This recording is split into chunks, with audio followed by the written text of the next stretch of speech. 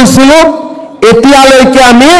1,35,000 ল'ৰা ছোৱালীক আমি চাকৰি দিলোঁ আৰু আজি এই 5,000 চাকৰি যোগ হৈ যোৱাৰ লগে লগে চাকৰি 1,40,000 পাৰ হ'বগৈ আৰু আজি আমি গৌৰৱেৰে সৈতে ক'ব পাৰোঁ যে ভাৰতৰ ভিতৰত অসম এনেকুৱা এখন ৰাজ্য য'ত চাকৰি পাবলৈ 1 টকাও কাকো ঘোষ দিব নালাগে তামোল পাণ এখনো খুৱাব নালাগে মাত্ৰ পৰিশ্ৰম আৰু কষ্টৰ মাজেৰে আজি আমি চৰকাৰী চাকৰি পাব পাৰোঁ আৰক্ষীৰ পৰা মেজিষ্ট্ৰেটলৈ আৰক্ষীৰ পৰা শিক্ষকলৈ আৰক্ষীৰ পৰা কৃষি বিষয়া ডক্টৰলৈ চৰকাৰী চাকৰিৰ নামত আমি এটকাও কাকো ঘোষ দিব নালাগে আজি আমি চাকৰি পাইছোঁ আজি আমি চাকৰি পোৱা যুৱকসকল যুৱতীসকল আমাক দেখা পায় আৰু আন 10 জনে পৰিশ্ৰম কৰিবলৈ শিকিব কেইটামান দিন আগত মই ক্ষেত্ৰীলৈ গৈছিলোঁ ইয়াত আছে 2জন ল'ৰাই পুলিচত চাকৰি পাইছে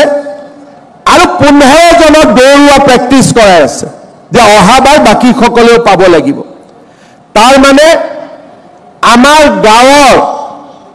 সফল প্ৰাৰ্থীসকলৰ আজি 10 জন ল'ৰাক অনুপ্ৰাণিত কৰিব পাৰে আপোনালোক আজি এজন এজন আদৰ্শ যুৱক যুৱতীলৈ ৰূপান্তৰ হৈছে কাৰণ যোৱা 3 বছৰত আপোনালোকৰ কোনেও মদ খাম তাক চিন্তা কৰা নাই কোনেও বেয়া ৰাস্তাত যাম তাক চিন্তা কৰা নাই ৰাতিপুৱা 4টা বজাতে টোপনিৰ পৰা উঠি মাত্ৰ ফিল্ডত দৌৰি আছে যে আমি পুলিচত চাকৰি এটা পাব লাগিব আমাৰ গাঁৱৰ পৰিৱেশবিলাক ভাল হৈছে এতিয়া গাঁৱত গ'লে মোক ল'ৰা ছোৱালীয়ে কয় গুৱাহাটীৰ পৰা আমি অনুভৱ কৰিব নোৱাৰো গাঁৱৰ সমাজত অহা পৰিৱৰ্তন মোক ল'ৰা ছোৱালীয়ে কয় মামা ষ্টেডিয়াম লাগে মই সুধো তই বাবা খেলিবে নেকি বোলে নহয় মামা পুলিচৰ কাৰণে দৌৰিব আমাক ষ্টেডিয়াম লাগে আজি গাঁৱত আমাৰ বিশ্বাস এটা নতুন পৰম্পৰালৈ পৰিণত হৈছে অসমত এতিয়া কোনে ভাবিব নোৱাৰে যে চাকৰিৰ কাৰণে মামা থাকালৈকে কোনোবাই 1 টকা ল'ব আশা কৰিব আজি এই পৰিৱৰ্তিত পৰিৱেশ 1 লাখ চৰকাৰী চাকৰিৰ কথা মই কৈছিলোঁ আমাৰ অসমত বিৰোধী পক্ষৰ পৰা আৰম্ভ কৰি সাংবাদিকৰ পৰা আৰম্ভ কৰি আমাৰ দলৰ ভিতৰতো আলোচনা হৈছিল যে এইবাৰ হিমন্ত বিশ্ব শৰ্মা ফচি যাব কাৰণ 1 লাখ চাকৰি ক'ৰ পৰা দিব 1 লাখ চাকৰি কেনেকৈ দিব আৰু যদি 1 লাখ নহয় 20,000 চাকৰিও যদি দিব খোজে চাৰিওফালে দুৰ্নীতি হ'ব টকা পইচাৰ বজাৰ হ'ব আৰু চৰকাৰখন ৰাইজৰ মাজত অপ্ৰিয় হৈ পৰিব চৰকাৰ গঠন হ'ল অসমৰ মুখ্যমন্ত্ৰীৰ মই দায়িত্ব ল'লোঁ প্ৰথম দিনাখনে আমি কেবিনেটত আলোচনা কৰিলোঁ যে আমি 1 লাখ চৰকাৰী চাকৰি দিব লাগিব তেতিয়া ৰাজ্যৰ মুখ্য সচিব আৰু আন সকলোৱে মোক ক'লে যে স্যাৰ 1 লাখ পোষ্ট আমাৰ মাজত নাই আমি 1 লাখ দৰমহা কেনেকৈ দিম আৰু 1 লাখ ল'ৰা ছোৱালী যদি আমি চাকৰি সৃষ্টি কৰোঁ তেতিয়াহ'লে আন উন্নয়নমূলক কাম কৰিবৰ কাৰণে আমাৰ হাতত কোনো টকা পইচা নাথাকিব মই কৈছিলোঁ যে আমি চেষ্টা কৰোঁ আমি আগুৱাই যাওঁ লাহে লাহে আমি আগুৱাই গৈ থাকোঁ আৰু আমি যিমান দূৰলৈকে যাব পাৰোঁ আমি যাবৰ বাবে আমি চেষ্টা কৰিম মই তেওঁলোকক কৈছিলোঁ যে পুলিচত ভেকেন্সি থাকিব নালাগে, পুলিচক আমি জিৰো ভেকেন্সি, তাৰমানে প্ৰত্যেক বছৰত যিমান পদ খালী হ'ব সেই বছৰতে আমি নিযুক্তিৰ ব্যৱস্থা কৰিব লাগিব। এডুকেশ্যন ডিপাৰ্টমেণ্টত ভেকেন্সি থাকিব নালাগিব, হেল্থ ডিপাৰ্টমেণ্টত ভেকেন্সি থাকিব নালাগিব। আৰু মই পুলিচক কৈছিলোঁ যে নতুনকৈ 4টা কামাণ্ডো বেটেলিয়ন কৰক, এটা ফৰেষ্ট বেটেলিয়ন কৰক, কাৰণ অসমত আৰক্ষীৰ প্ৰয়োজন আছে। CRP BSF আমি অসমত আইন শৃংখলা ৰক্ষা কৰাতকৈ আমাৰ নিজৰ ল'ৰা ছোৱালীক আমি পুলিচত লৈ যাম আৰু তেওঁলোকৰ জৰিয়তে আমি আইন শৃংখলা ৰক্ষা কৰিম। লগতে মই তেতিয়া DGP কৈছিলোঁ যে যদি এবাৰ আমি নিকা নিযুক্তি দিব পাৰোঁ, ল'ৰা ছোৱালীবিলাকে দৌৰিব আৰম্ভ কৰিব, পৰিশ্ৰম আৰম্ভ কৰিব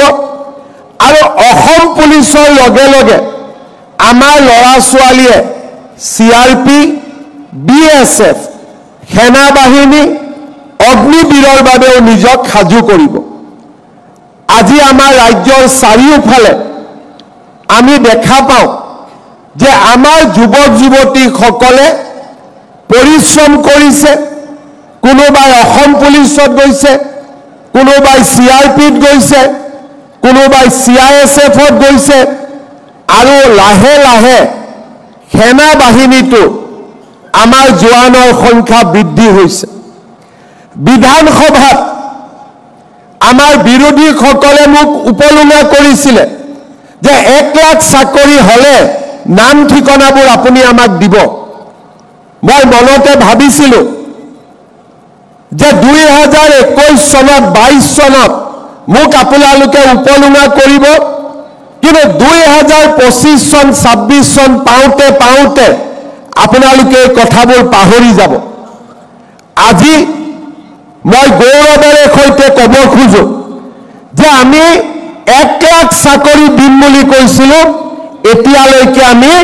1,35,000 ল'ৰা ছোৱালীক আমি চাকৰি দিলোঁ।